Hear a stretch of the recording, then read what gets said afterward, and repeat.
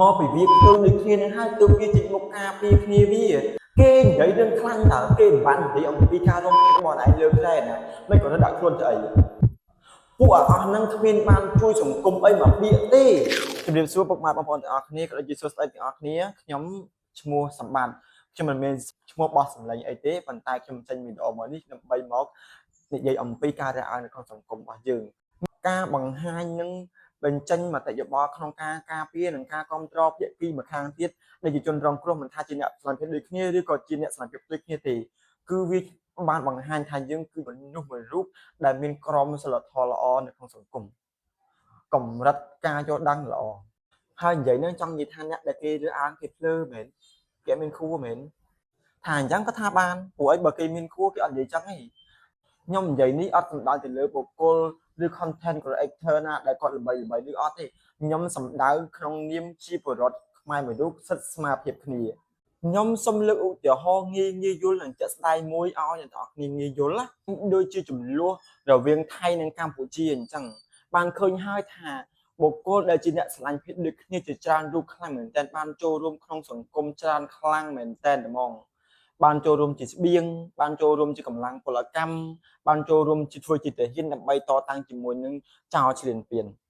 អញ្ចឹងពេលហ្នឹងអ្នកនរគ្នាបានគិតអំពីការរើសអើងទេគិតតែពីការសរសើរនិងដំកើងលើកទឹកចិត្តពួកគាត់ត្មង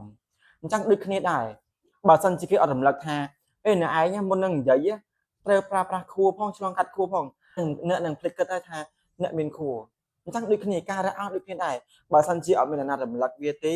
នោះអត់មានអ្នកណាលើកមកនិយាយទេហើយបើសិនជាខួររបស់អ្នកអត់មានអ្នកណាប្រាប់ទេនោះអ្នកក៏អត់ដឹងថាអ្នកមានខួរដែរគេឆ្លើយតបទៅវិញសូមបើកចិត្តស្ដាប់វិញផងព្រោះយើងបានវាប្រហារមកកាន់គេអញ្ចឹងក្នុងនាមគេជាមនុស្សម្នាក់មានពាក្យមានសម្លេងអាចនិយាយបានគឺគេឆ្លើយតបទៅវិញក្នុងនាមគេដែលជាពលរដ្ឋខ្មែរដែលមានសិទ្ធិស្មារតីជាមួយនឹងយើងដែរអញ្ចឹងការដែលគេប្រើប្រាស់ការឆ្លើយតបទៅវិញហ្នឹងគឺបើកចិត្តស្ដាប់គេវិញទៅយើង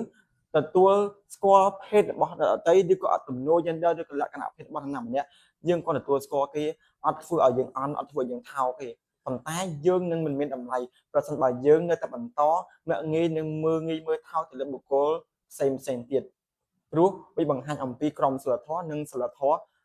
នៅក្នុងក្រុមគ្រួសារនៅក្នុងសង្គមដែលយើងបានធំធាត់មកនឹងឯងហើយកុំប្រាប់ភាសាថាពួកវាអាចបានជួយសង្គមអីទេចូលទៅមើលក្នុង account Facebook ខ្ញុំសិនមុននឹងនិយាយហើយបើឲ្យធំហើយមើលបុគ្គលជាច្រើនដែលជាលក្ខណៈដូចគ្នាហ្នឹងបានជួយសង្គមអញ្ចឹងមុននឹងនិយាយពាក្យហ្នឹងផ្ទះមាត់ខ្លួនឯង3ដងហើយរំលឹកខ្លួនឯងវិញថា